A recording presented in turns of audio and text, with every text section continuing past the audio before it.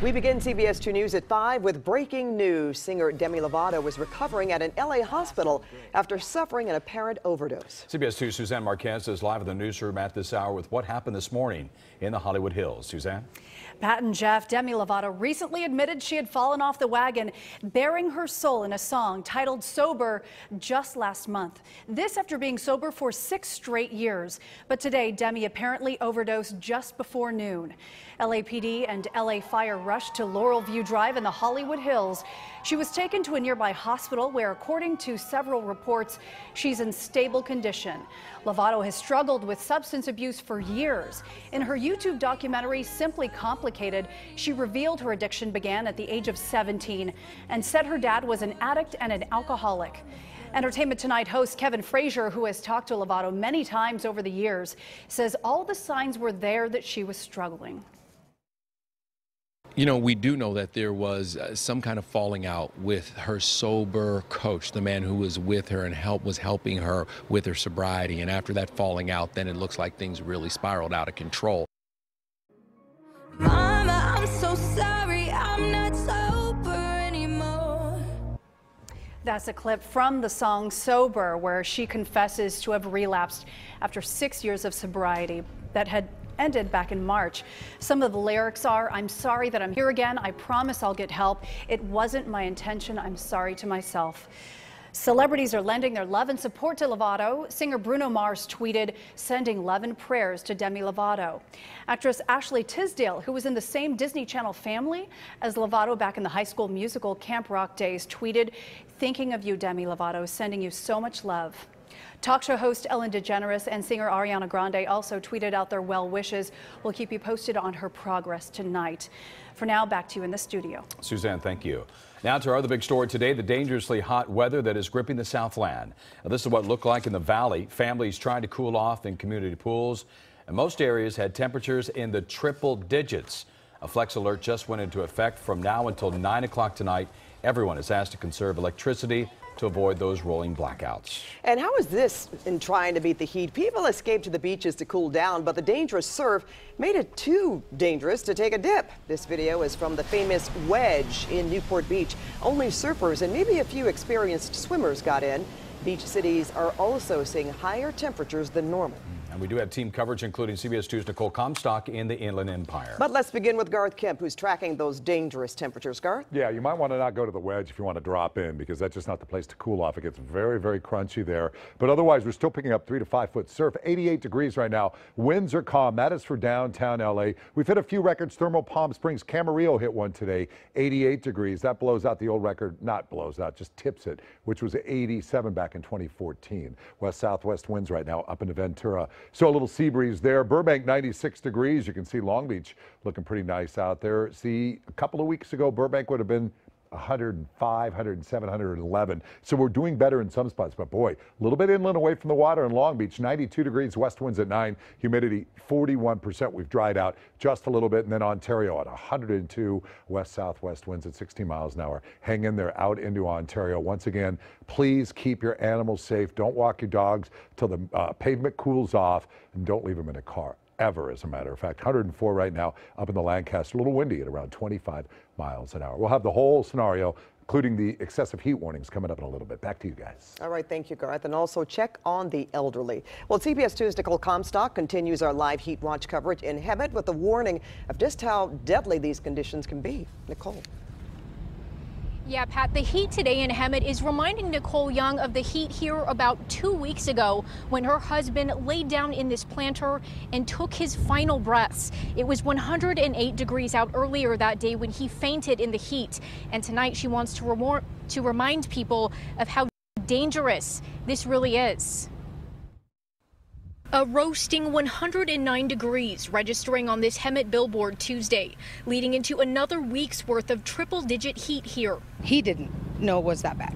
Nicole Young knows how bad this heat can be, knows how quickly this temperature can turn from dangerous to deadly. He made it this far, laid down to rest, and never woke up. Her husband, Eddie King, died in this Hemet parking lot 2 weeks ago while trying to walk home. He was rushed to a hospital that afternoon after fainting in 108-degree heat. But Young says he thought he was okay and left on his own. Don't be too prideful to ask for help or ask for water or find a cooling center. That's exactly what people are doing during this heat wave. I moved out December 8th of last year, and I've been homeless since then. Nadia West says she's been living out of her SUV for the past 7 months. But with her 2 dogs, Zoe and Toto, the SUV gets way too hot. Even if I didn't need it, I would have to bring them here for their sake. She brought them to the Simpson Center's cooling location because she was worried about them. But the older I get, the worse it is, and I just can't take it anymore.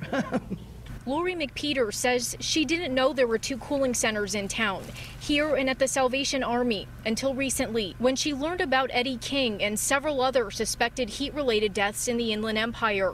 The city fire department also reminding people to heed the excessive heat warnings. It's really, people need to take it seriously. Don't go on hikes, stay in somewhere cool, make sure you're drinking lots of water. Now, Eddie King was just 37 years old and healthy, so his family says if this could happen to him, it could happen to anyone. Reporting live in Hemet, Nicole Comstock, CBS2 News. Yeah, be careful out there and get the up-to-the-minute forecast on the CBS2 weather app. Download it free for Apple and Android.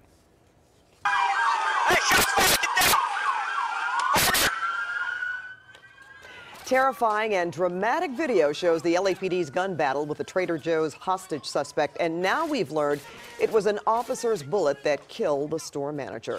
An emotional Chief Moore announced the latest revelation in the investigation as he released the terrifying video of that shootout. We do have team coverage tonight, including CBS2's Lisa Siegel, who has now reaction to the latest developments. But we begin with Dave Lopez in downtown LA with more on the stunning video and the suspect who appeared in court today. Dave?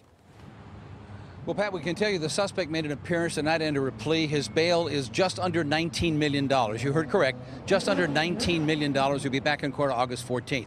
As for this remarkable video, this incredible video, whatever word you want to use, it is video that probably you have never seen anything quite like this before. Chief Moore said that it was time to release it. He said that there's still much more to go in this investigation, but he said the video is there. He apologized over and over again for the shooting. 2 officers were involved in that, a male and a female, 2-year veteran, a 6-year veteran. But now you're about to take a look and see exactly what the officers went through. The video.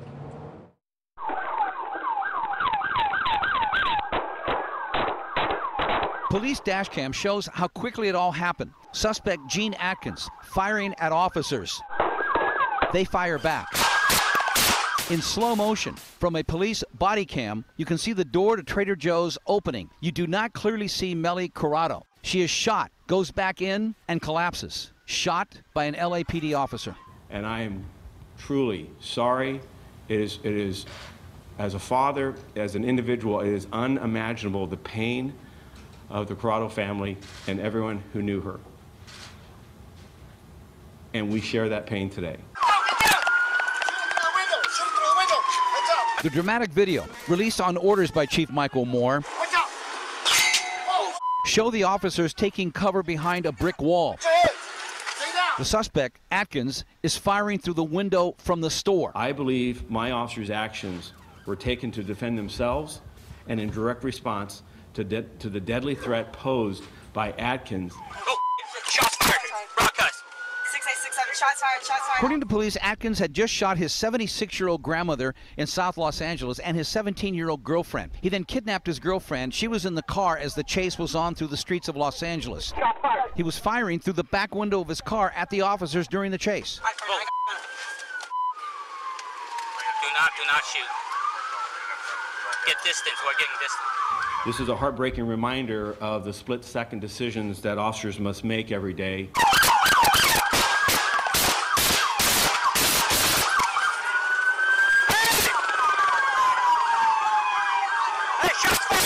After Atkins crashed his car, he came out, gun blazing. Officers returned the fire. Here again, a look in slow motion. So they had to make a split-second decision. And as they did that, I'm here to say that that is the worst decision that any officer ever wishes to have to make.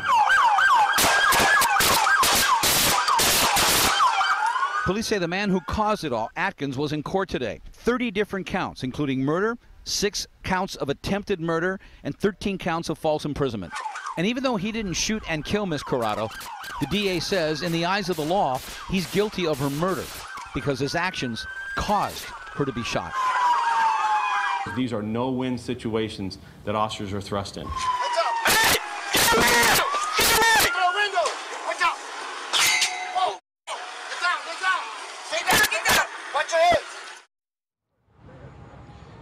The chief said in the coming weeks there could be more video to release. As for the Corrados, no comment, but they do have a lawyer. Reporting live from downtown Los Angeles, Dave Lopez, CBS 2 News.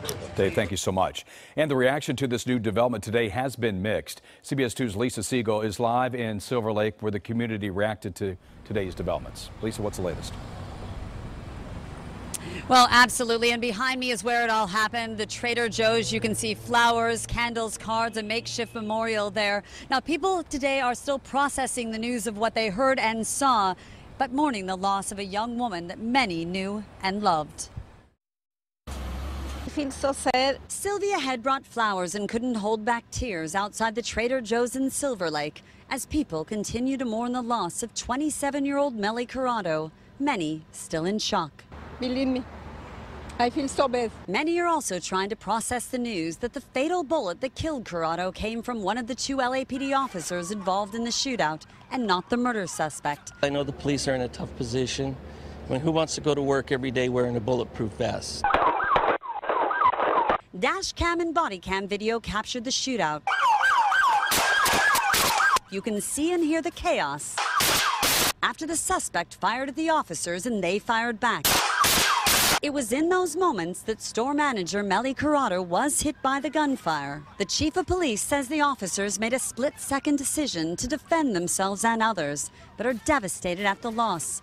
Peter Hakopian owns a shop doors from the store, knew the victim, and saw it happen. I kind of blame the police because they were shooting directly towards the store. It's a grocery store, and there's people around. I would think the police would have more restraint. But Miranda Birch, a longtime Silver Lake resident, says she disagrees. The police did what they felt they had to do in the moment. They couldn't know. I think it's tragic, but I think it's a mistake to blame the police. Many say with about 40 employees and customers inside the store, they can't imagine how much worse this could have been. They know the suspect had to be stopped. But the how isn't first on their minds. It's this young woman they pray for and the family left behind. We grieve with you. So much emotion here, and a sign on a door near us says Mental Health Day. This incident is going to affect this community for a very long time. In Silver Lake, I'm Lisa Siegel, CBS 2 News. And ahead at 5:30, we have an even closer look at the newly released dash cam and body cam video of the deadly Trader Joe's confrontation. 2 fathers allegedly stabbed by their own son. We are live with the very latest. Also, firefighters go to extremes to try and contain a wildfire burning near Yosemite National Park. And come on, big money. Lotto fever is sweeping Southern California again as one of the largest mega million jackpots in history is again up for grabs.